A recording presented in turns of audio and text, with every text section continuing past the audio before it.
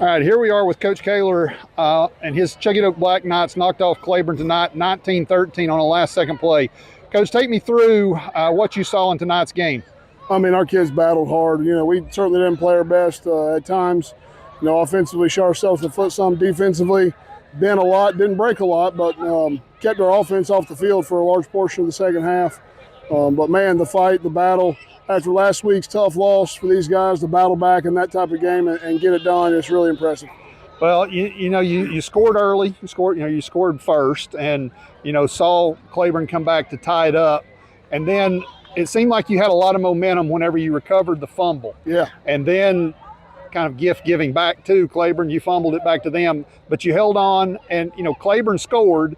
But what can you say about your defense? As they held Claiborne to not score and go any farther ahead. Man, they had their backs against the wall, I think, 4 different times, and stood up, held them to 13. Really good job with them. Like I said, we got a lot of room to improve on both sides of the football, but man, that's a really, really tough thing for them to do. Backs to the wall, stand up. We get force the turnover to give ourselves a chance, and then stand up again after the score is big time.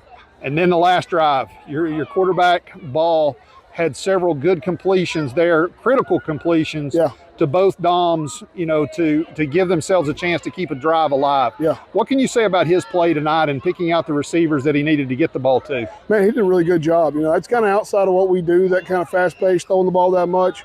But they did a good job of adjusting the second half. We weren't getting much lanes in there to run the football, so we, made a little transition there, and he had a tough couple of weeks. He threw really on him this week about throwing stuff on time, being confident. He did that late in the game, and it helped us.